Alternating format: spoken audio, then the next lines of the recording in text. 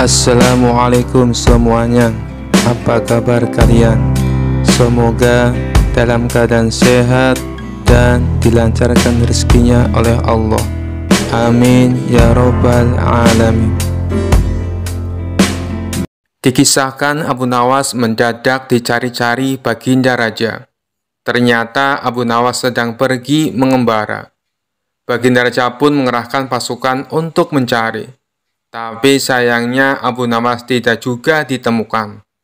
Pasalnya ketika pasukan berangkat mencari, Abu Nawas sudah pulang di rumahnya. Mengetahui kabar dirinya dicari raja, Abu Nawas segera menghadap ke istana. Raja kemudian menyampaikan keinginannya untuk membangun istana di langit. Kenapa Baginda Raja menginginkan hal itu? Tanya Abu Nawas. Raja-raja di negeri tetangga sudah mampu membangun istana-istana megah, Abu Nawas. Mungkinkah kita bisa membangun istana di langit? Kemungkinan itu selalu ada, Baginda Raja, kata Abu Nawas pede. Baiklah, kalau begitu saya minta bantuan kamu untuk membuatnya, tutur Baginda Raja. Abu Nawas terperanjat, ia menyesal telah mengatakan kemungkinan mewujudkan istana di langit. Jangankan membangun istana di awang-awang, membangun sebuah kubu kecil pun sudah merupakan hal mustahil dikerjakan. Abu Nawas berpikir keras. Sampailah ia ingat dulu pernah bermain layang-layang. Inilah yang membuat dia girang.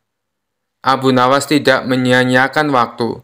Dirinya bersama beberapa kawannya merancang layang-layang raksasa berbentuk persegi 4.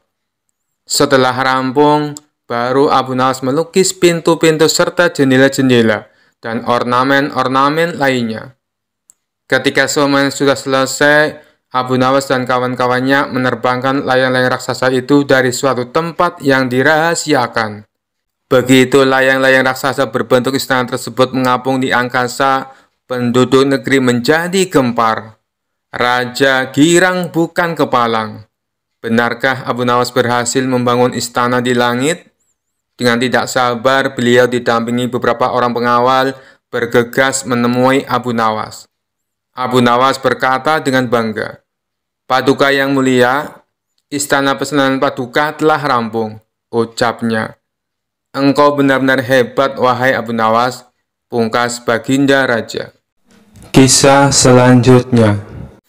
Dikisahkan ada seorang bernama Ilham Alimuddin. Dia dulunya merupakan jenderal perang yang sangat terkenal, ahli siasat perang, jago negosiasi, dan juga kaya raya. Tapi karir berperangnya terhenti setelah mengalami kelumpuhan saat memimpin perang melawan Bizantium. Tidak berselang lama, anak istrinya juga ikut terbunuh. Ia pun akhirnya memilih untuk pensiun menjadi tentara. Sang jenderal ini hidup sendirian dengan kekayaannya yang berlimpah. Meskipun sudah tua dan menderita kelumpuhan, naluri menantang orang masih melekat dalam diri sang jenderal. Tapi kali ini bukan menantang adu kekuatan fisik, melainkan adu kekuatan pikiran. Tampaknya ia bukan hanya ingin dikenal sebagai jenderal perang, tetapi ia juga ingin dikenal sebagai tokoh paling cerdik dan pandai di kota Baghdad. Untuk itulah, dia tak segan-segan memberikan banyak hadiah bagi siapa saja yang bisa menjawab teka-tekinya. Sampai hari ini, sudah 100 orang yang lebih yang dia tantang. Namun tak satu pun dari mereka yang berhasil mengalahkannya. Total pertanyaan yang diajukan jenderal ada 3. Tapi yang unik dari permainan ini, apabila berhasil menjawab soal pertama dan kedua, tetapi gagal menjawab pertanyaan yang ketiga, maka semua hadiahnya menjadi gugur. Hal inilah yang membuat orang-orang kesal dengan sang jenderal. "Aku kesal dengan sang jenderal yang lumpuh itu," kata seseorang kepada kawannya. "Pertanyaan pertama dan kedua berhasil aku jawab dengan benar. Tapi pas pertanyaan ketiga, dia tanya, siapakah malaikat yang menyiksa manusia? Langsung saja aku jawab malaikat Malik. Dia bilang jawabanku itu katanya salah. Loh, bukannya jawabanmu itu benar? Tanya kawannya heran. Kamu juga salah. Aku kira kamu pintar. Yang benar itu malaikat Zabaniyah. Malaikat-malaikat hanya penjaga neraka. Timpal orang tersebut kepada kawannya. Suatu hari datanglah seorang pemuda ke rumah sang jenderal. Pemuda ini sangat terkenal pandai dan cerdik di kotanya. Ia menerima tantangan sang jenderal untuk menjawab teka-tekinya. Namun seperti tamu-tamu yang lainnya, pemuda itu gagal mengalahkan sang jenderal. Karena kesal dan kecewa, pemuda itu pun berkata, "Wahai jenderal, apakah Tuan berani menantang Abu Nawas?" "Wah, ide bagus itu. Sampaikan kepada Abu Nawas, saya menantang dia." Maka pergilah pemuda itu ke rumah Abu Nawas dan menyampaikan tantangan debat dari sang jenderal. Sementara sang jenderal menyiapkan materi yang lain dari biasanya. Bisa dibilang kali ini teka-tekinya sangat sulit dipecahkan. Itu karena mengingat reputasi Abu Nawas adalah pujangga yang cerdik dan mempunyai 1001 akal. Oleh karenanya, sang jenderal sangat berhati-hati dan tidak sembarangan dalam membuat pertanyaan. Esok harinya, datanglah Abu Nawas ke rumah sang jenderal. "Silakan masuk Abu Nawas," sambut sang jenderal kepada Abu Nawas. Ternyata sang jenderal telah menyiapkan hidangan untuk tamu istimewanya itu. Setelah selesai makan dan minum, sang jenderal tanpa basa-basi mengutarakan niatnya. "Begini Abu Nawas, saya ada 3 pertanyaan untuk kamu. Kalau kamu bisa menjawabnya, dan ini khusus untuk kamu, hadiahnya akan saya tambah 2 kali lipat. Bukan 100.000 dirham, tetapi 200.000 dirham." Abu Nawas langsung terperanjat dengan hadiah yang ditawarkan oleh sang jenderal. "Namun ada syaratnya Abu Nawas. Kalau kamu tidak bisa menjawab semua pertanyaanku, sebagai hukumannya kamu harus berpidato di depan umum. Kalau aku adalah orang yang paling pintar di kota Baghdad," ucap sang jenderal kepada Abu Nawas. Tanpa menunggu lama, Abu Nawas langsung mengiyakan tawaran sang jenderal. "Baiklah Abu Nawas, sekarang kita mulai saja," sahut sang jenderal. "Tapi sebelumnya tutup matamu dengan kain ini, dan engkau harus menggendongku karena aku akan mengajakmu ke suatu tempat." Maka dengan mata tertutup kain, Abu Nawas menggendong sang jenderal. Kemudian sang jenderal mengajak Abu Nawas ke tempat peternakan unta miliknya, di mana tempat itu tidak pernah dimasuki oleh orang lain. "Berhenti Abu Nawas," kata sang jenderal. "Pertanyaan pertama, katakan apa yang ada di hadapanmu," tanya sang jenderal. "Ini gila, mana mungkin saya tahu dengan keadaan mata tertutup," pikir Abu Nawas. Tapi dengan cekatan, Abu Nawas langsung menjawab, "Di depan saya ada peternakan unta, Tuan Jenderal." Sang jenderal pun kaget. Bagaimana mungkin Abu Nawas bisa tahu? Padahal peternakan untanya tidak pernah dimasuki oleh orang lain. Mereka pun lalu melanjutkan perjalanan. Sang jenderal tetap digendong oleh Abu Nawas. 1 jam kemudian, sang jenderal berkata, "Berhenti Abu Nawas. Sekarang katakan padaku, apa yang ada di hadapanmu?" Sejenak Abu Nawas berpikir. Ia pun lalu menjawabnya, "Di depan saya ada sungai. Di sekitarnya ada pohon tin dan pohon zaitun," jawab Abu Nawas. Sang jenderal kembali dibuatnya kaget. Bagaimana mungkin Abu Nawas bisa menjawabnya dengan tepat? Dia pasti mempunyai ilmu sihir, pikir sang jenderal. "2 pertanyaan sudah kamu jawab dengan benar," ujar sang jenderal. "Mari kita lanjutkan perjalanan untuk pertanyaan terakhir," ajak sang jenderal. Sang jenderal kemudian menuntun Abu Nawas melewati gurun, hingga sampailah mereka berdua ke tempat pelacuran yang terletak di tengah-tengah padang pasir. "Berhenti Abu Nawas. Sekarang katakan padaku, apa yang ada di hadapanmu?" tanya sang jenderal. Abu Nawas tidak langsung menjawab, ia berkonsentrasi penuh. Kemudian pelan-pelan dia menjawab, "Di depan saya ada wanita telanjang, Tuan Jenderal." Sang jenderal pun kaget bukan main. Semua pertanyaannya bisa dijawab dengan tepat oleh Abu Nawas dengan mata tertutup. Sesuai kesepakatannya, akhirnya esok paginya sang jenderal menyerahkan hadiahnya di depan istana dan disaksikan oleh Baginda Raja dan masyarakat. Tapi sebelum memberikan hadiahnya, sang jenderal berpidato menceritakan pengalaman mereka berdua. "Wahai Abu Nawas, saya masih penasaran. Bagaimana kamu bisa menjawab semua pertanyaanku, sedangkan kedua matamu tertutup kain?" tanya sang jenderal. "Itu mudah saja, Tuan Jenderal," jawab Abu Nawas. "Ketika Tuan mengajukan pertanyaan pertama, kaki saya menginjak kotoran unta.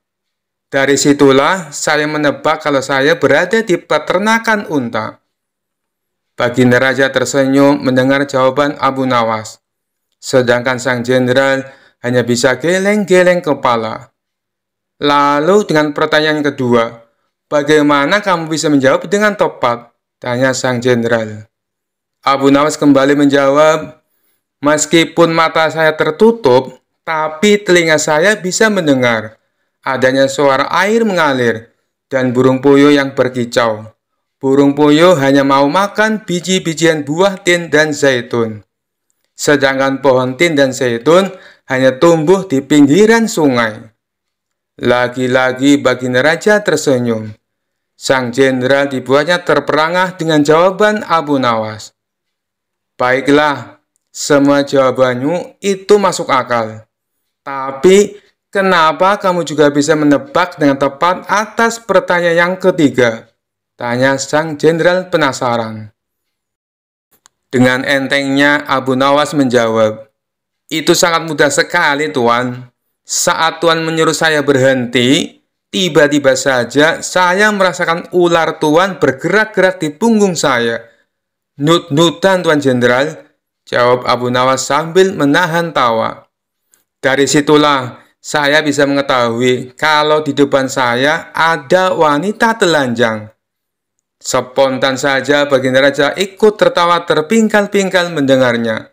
Sedangkan sang jenderal hanya bisa tersenyum kecut menahan rasa malu. Kisah selanjutnya. Kala itu kota Baghdad mendadak gempar oleh kehadiran orang asing. Persoalannya bukan pada orangnya, melainkan orang asing tersebut tidak mempercayai adanya Tuhan. Bukan hanya itu, ia juga menantang orang-orang muslim berdebat mengenai adanya Tuhan. Kabar ini pun sampai ke telinga Baginda Raja. Karena dianggap bikin resah masyarakat, orang asing ini lalu dipanggil ke istana. "Apa tujuanmu membuat onar di negeri kami?" tanya Baginda Raja. Orang asing ini menjawab, "Untuk apa mengaku bertuhan kalau tidak bisa menjawab pertanyaanku?" Kemudian Baginda Raja bertanya kembali, "Apakah kamu tidak percaya adanya Tuhan?" Dengan tegas orang itu menjawab, "Tentu saja saya tidak percaya adanya Tuhan, dan saya juga tidak percaya adanya akhirat." Mendengar itu Baginda Raja sempat terkejut. "Tapi saya dan rakyatku percaya adanya Tuhan. Berarti keyakinan kita berbeda. Jadi jangan ganggu rakyatku," tegas Baginda Raja. "Kalau Paduka Raja percaya adanya Tuhan, bisakah Paduka menjawab 3 pertanyaanku?" tanya orang asing tersebut. "Silahkan," balas Baginda Raja. Pertanyaan pertama. Orang Islam meyakini bahwa dunia dan seisinya adalah ciptaan Allah. Lalu, siapakah yang menciptakan Allah? Bukankah sesuatu yang ada pasti ada penciptanya? Pertanyaan yang kedua, katanya di dalam surga manusia tidak akan berak ataupun kencing, sedangkan mereka makan dan minum setiap hari. Bagaimana mungkin ini bisa terjadi? Padahal segala sesuatu yang akan dimasukkan pasti akan keluar, entah itu dengan bentuk yang lain. Dan pertanyaan yang ketiga, orang Islam meyakini kalau setan terbuat dari api, tapi katanya setan akan disiksa dengan api neraka. Mana mungkin api bisa menyakiti api? Mendengar pertanyaan orang asing itu, Baginda Raja hanya terdiam.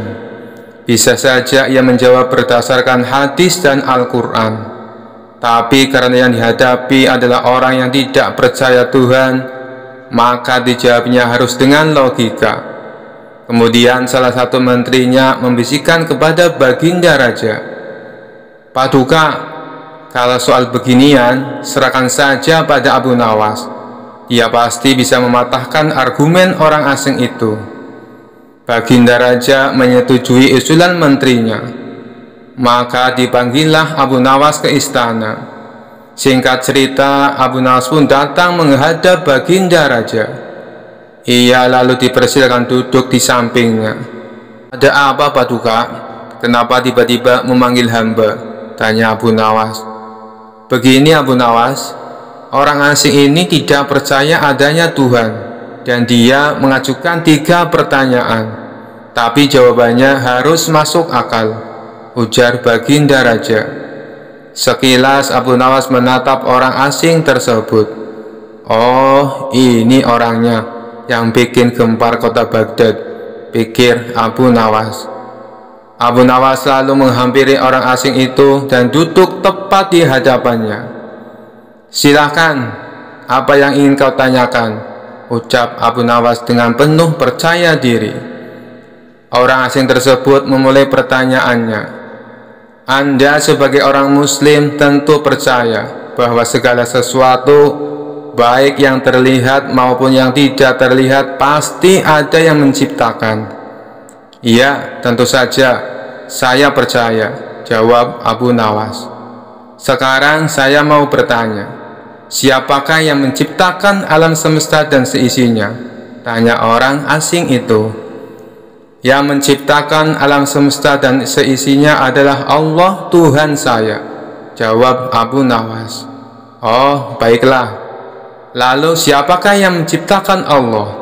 Bukankah tadi Anda mengakui bahwa segala sesuatu, baik yang terlihat maupun tidak terlihat, pasti ada yang menciptakan?" tanya orang asing itu kembali. Sejenak Abu Nawas terdiam.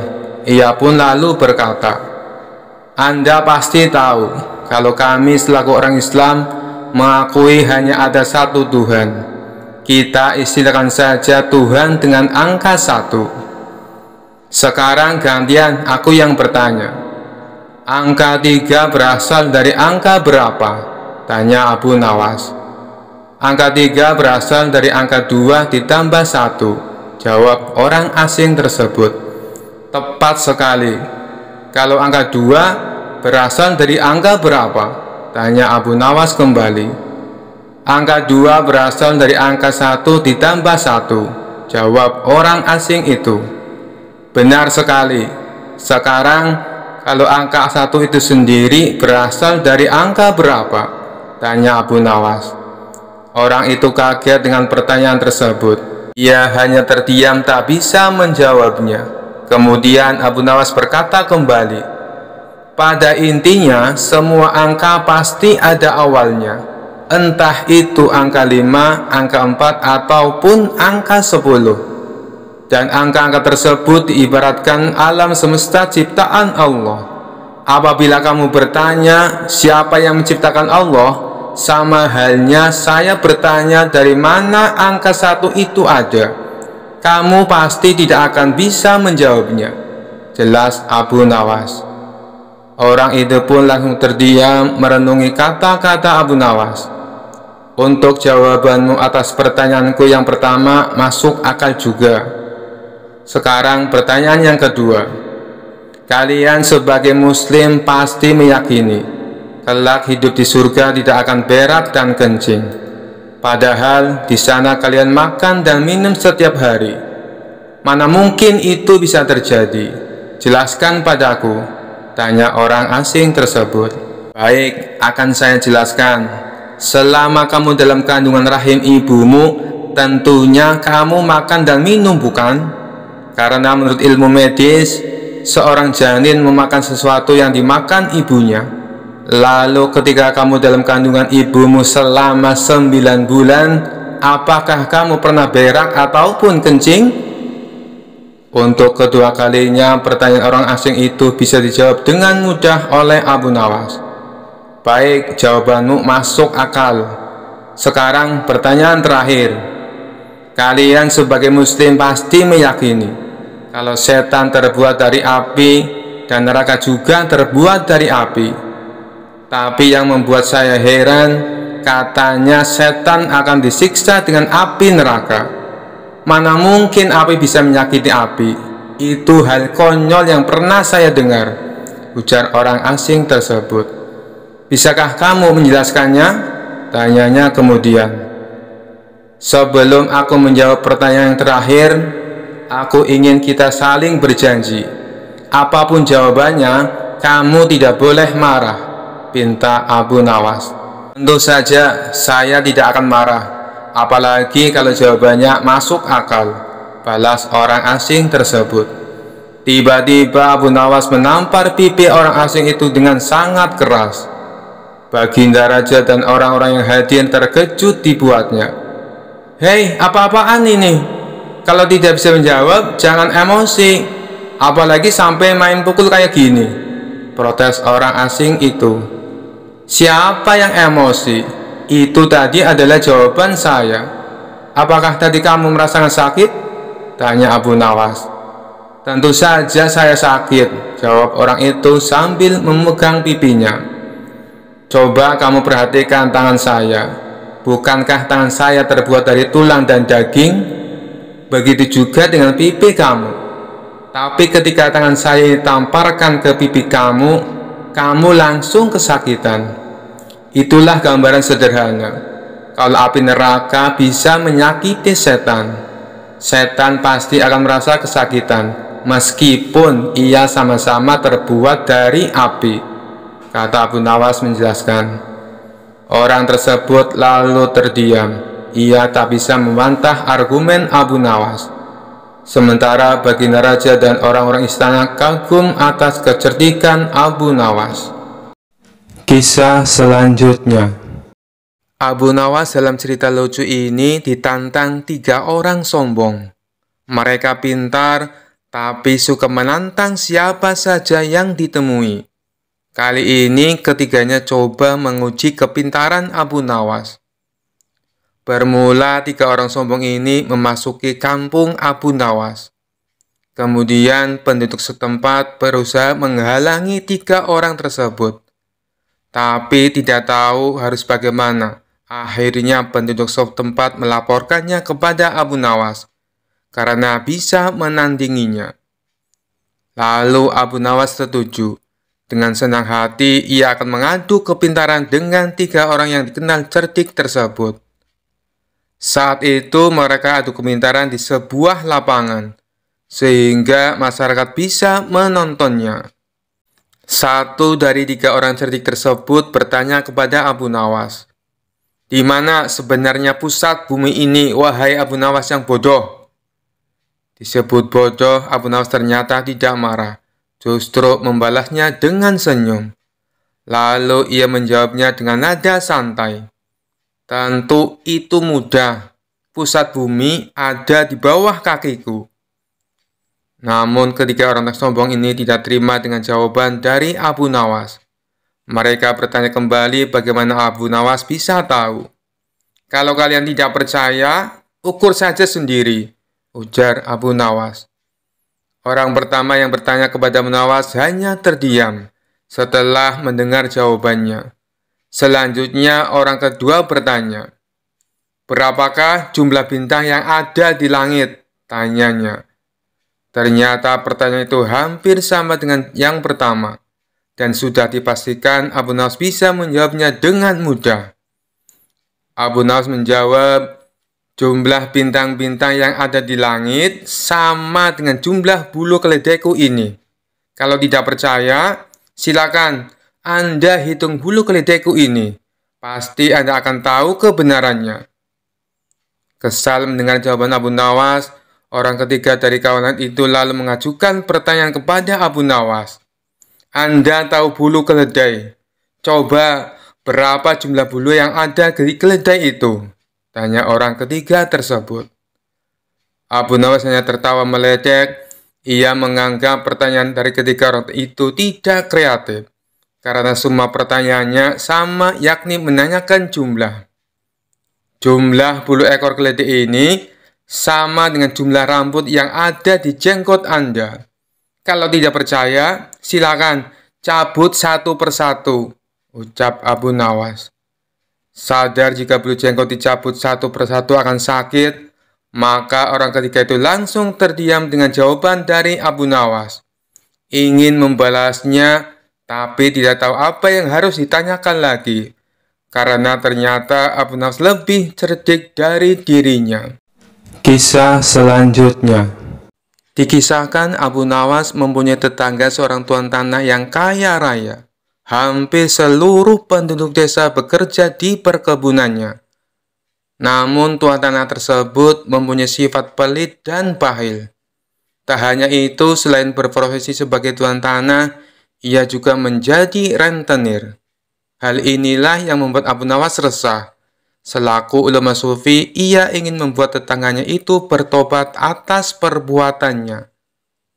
Setelah merenung agak lama, akhirnya Abu Nawas menemukan ide yang cemerlang. Pada esok harinya, Abu Nawas menemui kawan-kawannya yang lagi tongkrongan di warung. Tadi malam aku mimpi dapat wangsit yang tidak bisa aku tolak, ucap Abu Nawas membuka percakapan. Salah satu kawan Abu Nawas bertanya, apa isi wangsit dalam mimpimu? Abu Nawas menjawab, aku mendapatkan wangsit apapun yang dititipkan padaku, maka akan beranak. Maksudnya bagaimana wahai Abu Nawas? Tanya mereka bingung. Kalau kalian menitipkan padaku satu ayam, maka dalam beberapa hari ayamnya akan beranak. Dan ayam kalian akan menjadi bertambah. Begitu pula bila kalian menitipkan uang atau aku meminjam uang, maka beberapa hari kemudian uang kalian akan beranak. Dan tentunya uang kalian akan bertambah. Jelas Abu Nawas. Sebagian kawannya ada yang percaya, ada juga yang tidak percaya. Jangan-jangan ini cuma akal bulus Abu Nawas untuk meminjam uang. Nanti sore aku akan meminjami 1 ekor kambing kepadamu, ucap salah satu dari mereka. Yang lain menimpali, aku akan meminjami uang 2 dinar. Silakan, silakan. Dengan senang hati, balas Abu Nawas. Setelah 5 hari berlalu, ternyata benar, kambing dan uang yang dipinjamkan kepada Abu Nawas menjadi beranak. Yang meminjami 1 ekor kambing, dikembalikan Abu Nawas menjadi 3 ekor kambing. Yang meminjami uang 2 dinar, dikembalikan oleh Abu Nawas menjadi 5 dinar. Berita tentang Abu Nawas tersebut tersebar ke seluruh penduduk desa dan sampai ke telinga tuan tanah pelit yang menjadi rentenir. Dengan ditemani beberapa pengawalnya, tuan tanah itu mendatangi rumah Abu Nawas. Wahai saudaraku Abu Nawas, adakah keperluan yang kau inginkan? Katakan saja, nanti aku bisa meminjamimu, ucap tuan tanah merayu. Maaf tuan, saat ini saya tak lagi membutuhkan apa-apa, balas Abu Nawas. Baiklah, nanti kalau kamu perlu apa-apa, datang saja padaku. Jangan sungkan-sungkan, timpal si tuan tanah dengan senyum yang ramah. Baik tuan, kapan-kapan saya akan ke rumah tuan, ucap Abu Nawas. Tuan tanah dan para pengawalnya pun pamit pulang meninggalkan rumah Abu Nawas. Pada suatu sore, Abu Nawas merasakan lapar. ia tak mempunyai apapun di dalam rumah untuk dimakan. Kemudian Abu Nawas mendatangi tuan rumah untuk meminjam 3 butir telur. Dengan senang hati si tuan tanah menyambut dan meminjamkannya kepada Abu Nawas. 5 hari kemudian Abu Nawas mengembalikan telur yang dipinjamnya. Si tuan tanah menerimanya dengan senang hati. Di saat ia membuka bungkusan yang dibawa oleh Abu Nawas, jumlah telurnya bertambah menjadi 5. "Kok telurnya ada 5? Tanya tuan tanah pura-pura tidak tahu sembari tersenyum. "Tidakkah tuan mendengar kabar? Apapun yang saya pinjam pasti beranak," ujar Abu Nawas. Si tuan tanah pun tersenyum bahagia. Ia lalu menawarkan pinjaman-pinjaman lain kepada Abu Nawas. Namun Abu Nawas menolaknya dengan alasan sedang tidak butuh. Hingga pada suatu hari, Abu Nawas kembali mendatangi tuan tanah yang kaya raya itu. "Ada perlu apa, wahai saudaraku Abu Nawas?" tanya si tuan tanah. "Saya ingin meminjam uang 1000 dinar, jawab Abu Nawas. Jumlah uang yang terbilang cukup banyak. Dengan uang segitu bisa untuk menggaji seluruh karyawan tuan tanah selama sebulan. Tuan tanah kaya raya itu segera membuka berangkas uangnya dan meminjamkan uang sejumlah 1000 dinar kepada Abu Nawas. "Ini uangnya, wahai saudaraku, silakan dibawa pulang," ucap tuan tanah sambil memberikan uangnya kepada Abu Nawas. Abu Nawas pun pulang dengan membawa uang 1000 dinar. Sementara tuan tanah yang belat itu berhayal, "Tidak lama lagi uangku akan bertambah banyak," ucapnya dalam hati kegirangan. Hari berganti hari, si tuan tanah merasa tidak sabar menunggu kedatangan Abu Nawas. 5 hari berlalu, Abu Nawas masih belum juga datang. Tak terasa sudah berjalan 1 bulan, dan Abu Nawas tak kunjung datang ke rumahnya. Karena tidak sabar, si tuan tanah mendatangi Abu Nawas dengan didampingi pengawalnya. "Wahai Abu Nawas, sudah sebulan aku menantimu, tapi kamu malah tidak datang," kata si tuan tanah. "Oh iya tuan, maafkan saya. Sebenarnya saya akan ke rumah tuan, namun saya sangat sibuk. Tapi berhubung tuan sudah ada di rumah saya, sekalian saja ada yang mau saya bicarakan," kata Abu Nawas beralasan. "Tidak apa-apa, wahai saudaraku. Silakan, apa yang mau kau bicarakan?" balas si tuan tanah. "Begini tuan," Abu Nawas mencoba menjelaskan. "Uang yang tuan titipkan padaku 3 hari kemudian mati. Boro-boro bisa beranak, yang ada malah mati tak tersisa." "Apa maksudmu, wahai Abu Nawas?" tanya tuan tanah penuh emosi. "Kamu mau mempermainkan aku ya?" sambungnya. "Tidak tuanku, tapi memang begitulah kenyataannya," balas Abu Nawas. Tak terima dengan hal itu, si tuan tanah lalu melaporkan Abu Nawas ke pengadilan. Ia menuntut Abu Nawas agar dihukum pancung karena telah menipu dirinya dengan jumlah uang yang sangat besar. Saat keduanya dihadapkan kepada hakim, si tuan tanah berkata, "Wahai hakim yang mulia, Abu Nawas telah menipuku. Katanya uang yang aku titipkan kepadanya bisa beranak. Tapi kenyataannya ia menipuku dan tidak sepeser pun mengembalikan uangnya padaku. Saya minta supaya Abu Nawas dihukum pancung." Setelah mendengar kesaksian dari tuan tanah, sang hakim bertanya kepada Abu Nawas, "Benarkah seperti itu, wahai Abu Nawas?" Abu Nawas pun menjawab, "Wahai hakim yang mulia, saya sama sekali tidak menipu dia." "Lalu, kenapa kamu tidak mengembalikan uangnya?" tanya hakim. Abu Nawas kembali menjawab, "Dari awal sudah saya katakan padanya, Tuan Hakim, apapun yang dititipkan padaku bisa beranak.